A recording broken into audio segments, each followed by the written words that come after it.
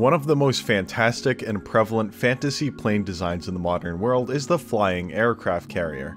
A lumbering behemoth of the sky that can deploy an entire battle group's worth of armament and vehicles from within, posing a massive threat to opposition forces. From the Shield helicarrier, the Arsenal bird from Ace Combat, and even my flying aircraft carrier video, which remains the most viewed video on my channel for some reason, flying aircraft carrier concepts are very loved in the media. But of course, that's all they've really been, a concept. From the Lockheed concept aircraft to some cool concept art, there have never really been any tangible flying aircraft carriers, and that's for a lot of reasons. Today, I plan on changing that with a vehicle that not only I can show off, but you can fly it yourself in Flyout, a relatively realistic flight design game. Meet the FC-01 Kraken, my flying aircraft carrier. With unmatched speed, range, defense, and carrying capacity, the Kraken accomplished all of its goals flawlessly. My last video on the topic left a lot to be desired from the concept, so today we are going to improve on it. And in doing so, I will show you guys how flying aircraft carriers could be a reality, along with why they're not. I'll upload this aircraft after I'm done with it so you too can fly it. So today, in Flyout, I invite you guys to get bigger, better, and crazier with me just this once. So let's get to building a real flying aircraft carrier and showing you guys how it works.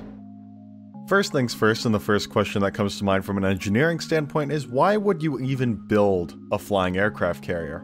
Well, I've been looking at various fictional doctrines online for these vehicles, and unfortunately the advantages they provide are marginal for the risks involved in making one. But if I personally were to deploy a flying aircraft carrier, I think the most important things would be this: speed and standoff range.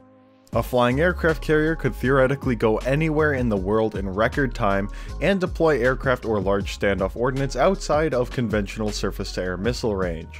Being able to essentially deploy an entire battle group on the other side of the planet regardless of continents, weather, or ocean is a major strategic advantage in a way the world has never seen. In any event of upfront conflict with a major nation, you could effectively ferry large vehicles, weapons, and troops to the other side of the planet while simultaneously having the equipment and defense to take on entire air bases and more.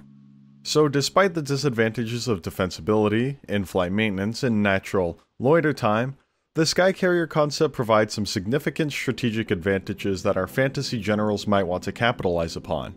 But let's talk about how I plan on solving all these engineering issues with the aircraft. Such an aircraft would naturally also come with a doctrine disadvantage. So starting with excluding these engineering disadvantages of upkeep, cost, etc., the Sky Carrier runs into some tactical issues too. First things first, defense. Aircraft carriers in real life are huge targets and lack a lot of defenses. As a result, they are generally supported by numerous ships and support vehicles, as we would call it a carrier group. The Kraken, our vehicle here, will not be getting support vehicles, in part due to extreme costs of such an aerial fleet. This vehicle needs to be able to withstand all conditions on its own. This is, of course, a pretty big challenge. To solve this, we would be making the Kraken as defensible as possible through its own presence. The number one defense the aircraft carrier has is standoff range. The vehicles this flying aircraft carrier would be equipped with are not exactly fighters or normal aircraft, they are autonomous drones designed to carry heavy amounts of air-to-air or air-to-ground munitions. Through advanced fly-by-wire, stealth features, and lightweight construction, these drones could be stored, rearmed, and refueled aboard the carrier.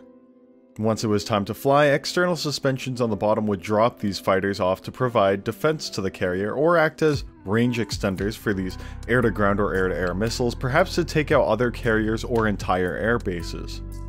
These suspensions and drones are modeled on the bottom of the Sky Carrier, well, to some degree, as well as extra fuel tanks required to refuel the drones. To assist these drones and later in our construction, we would add a massive AWACS radar dish on top, larger than any real-life deployed radar. This radar dish would link with the drones to provide full aerial coverage and keep the Sky Carrier from any possible interception attempts, sort of like a network of bees communicating with their queen. In the odd case it does get close enough to be fired upon, Sea-Wiz, ammunition pods, and warning systems were scattered throughout the Kraken to alert it and defend it from any munitions. Advanced countermeasures, radar decoys, and other objects were also simulated. Now, you might be saying, but Messier, you're talking about keeping this thing airborne for months. How on earth is it supposed to stay in the air for so long? And to that, my friends, I would love to introduce you to the Aircraft Nuclear Propulsion Program. Don't say that one 10 times fast. You see, a turbine works the same way every combustion engine works, and that's by exciting particles. When particles get hot, they get very excited and start moving around very fast. They expand and they push on the world around them by bouncing off of other particles. Engines take advantage of this heat or excitement to push a piston or push a turbine, and they use combustion to achieve this. But ultimately, and in pure technicality of course, combustion isn't needed, is it? You just need to take that cooler air and make it a lot hotter. And that's where the nuclear turbine comes in. Instead of using a combustion chamber, these turbines run a nuclear thermal exchanger through the spot where those combustors used to be. Multiple nuclear reactors are to be placed closer to the roots of the wings. In our design, several reservoirs and radiators on the outside help regulate the reactors and form redundancy in its functionality. From there, a thermal exchanger takes that energy through insulated pipes and transfers it through the turbines. As energy is removed from the turbines and the thermal exchanger cools, the cooler fluid is brought back to the reactor where it is heated up once again. In real life, we found that this system, referred to as an indirect cycle nuclear aircraft turbine, could generate a non-significant amount of thrust. But on their own, as jet engines, they couldn't really counter the weight of the reactor and the shielding required to get it airborne. So because of this, on my aircraft, I hooked it up to a turboprop. Instead, these engines were designed to extract mechanical energy from the thermal cycle and push it through a propeller. This, plus the extra thrust generated by its own exhaust, should be more than enough to get us in the air. But there is a problem getting into the air with nuclear turbines. Flyout doesn't have nuclear reactors or thermal heat exchangers. In fact, in a way, I made all of that up. Instead, I would be setting up my own custom modded fuel with energy density, physical density, and other characteristics to simulate a nuclear thermal engine. So while it wasn't exactly the perfect solution, it would allow us to simulate what a nuclear turbine could be like, which is ultimately the purpose of this. So let's test it out. This is the Galaxy Mastodon. This gigantic engine has a diameter of 4 meters at the intake. Each engine has its own reactor loop, radiators, and other nuclear thermal features which are opened and closed depending on throttle response. But for the sake of this example, I have all the models of reactors and radiators and whatnot removed. After testing with a reasonable combustor temp to simulate the settings of a nuclear turbine, we found each engine could provide approximately 300,000 horsepower when hooked up to their respective reactors. After hooking up each engine to 4 counter-rotating propellers each with their own modeled reactor bank as well as a reverse-ducted turboprop setup, we found that our aircraft could generate over 1,000 kilonewtons of thrust on takeoff. That's more than enough to lift small buildings straight upwards. And it also had the byproduct of some of the coolest sounding flybys in the world. I mean, just listen to this.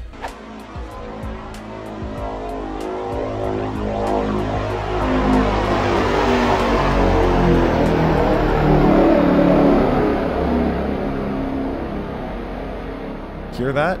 That's the sound of death approaching you. Well, I say that, but if you ever do get to hear this thing, you would be delighted to know that it wasn't meant for you. Due to the extreme standoff range of this vehicle, any intended target of this vehicle would probably be 1,000 miles away. If you were this thing's target, you would never have even known it was there, at least visually. From an engineering standpoint, there is a problem with these nuclear reactors, however, and it's the same reason we didn't use them in real life. They are heavy. The reactors themselves are moderately heavy pieces of equipment, but the radiation shielding for them is even heavier. To fully protect from the radiation a reactor puts out, composites of metal, lead, concrete, and typically a large water barrier are required. Absolutely none of those materials I just listed are lightweight, so putting them on a plane is sort of absurd. And that's what the nice thing about the Skycarrier is: its size and its autonomy. The autonomous sections in the back of the aircraft are sealed off from the front where the crew will live.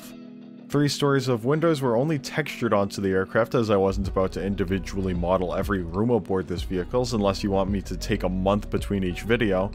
But this means all the radiation shielding we need is only a single barrier between the front and the back of the vehicle. If maintenance needs to work on a turbine or reactor in flight, it's entirely possible that it can be shut down and radiation suits can be used. And you also might be saying, well, radiation suits don't protect against everything. That is completely true, and that's also why there is redundant radiation shielding around the reactors.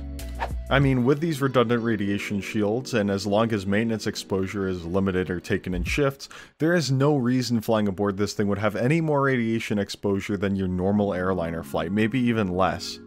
I simulated the weight of this theoretical radiation shielding with a 60-ton weight in the front as well as 8-ton weights around all 4 nuclear reactors. At this point, you might be noticing the design is rather akin to a flying wing.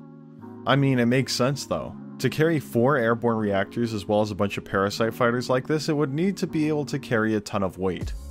A simple flying wing design with an H-tail to have the rudders run through the prop wash was an effective, high lift, and stable design, making it an easy choice for my vehicle. I was also adding a large AWACS radar dish to the back of the vehicle in order to detect targets to an extreme range. As mentioned before, this radar was significantly larger and presumably more powerful than any existing AWACS radar either way, but come to think of it, I probably should have done a wedge tail style array instead of the big mechanical dome. Either way, to ensure no threats were near the vehicle at all times, the large radar was essential to maintaining a level of safety aboard the vehicle. This radar would communicate with all the drones to confirm the offensive positions of any enemy vehicles in the area, allowing Skycarrier to consistently defend itself and have a constant unmatched situational awareness.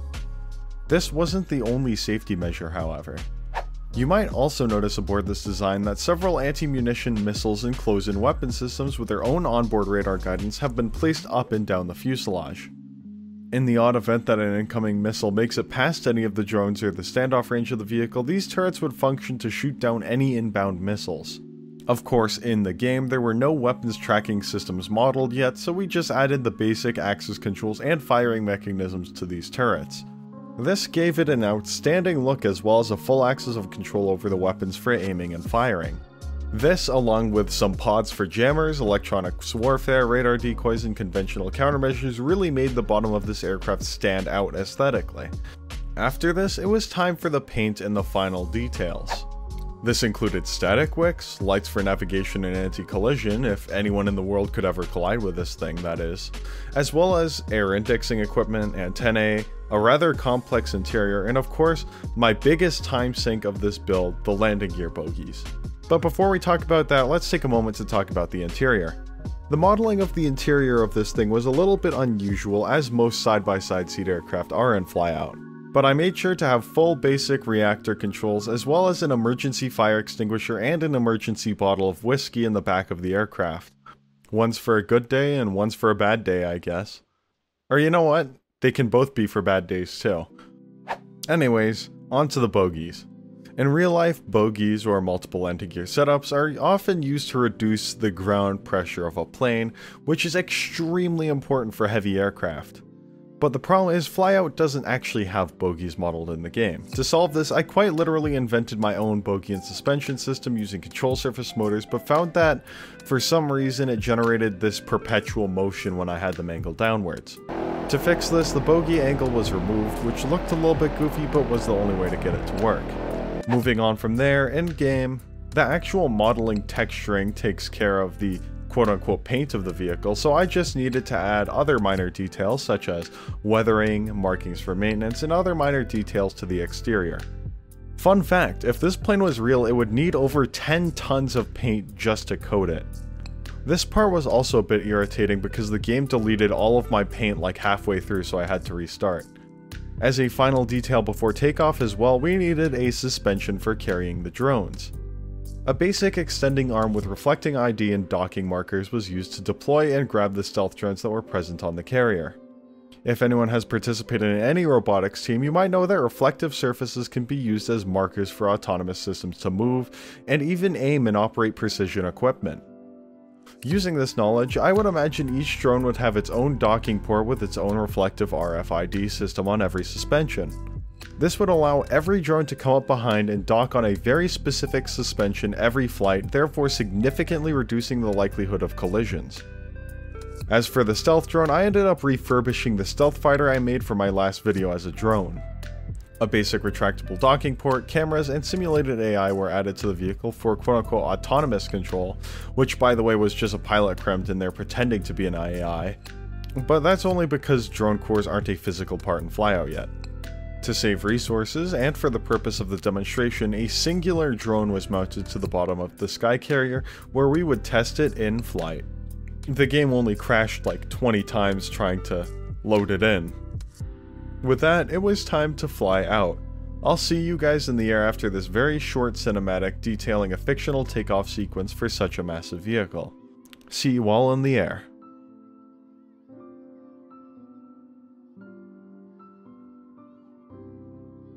Power plants are holding steady. Reactor selection is set to quad. RPM on all 4 engines is nominal. Radiators are set to auto. Tower, we are green for takeoff.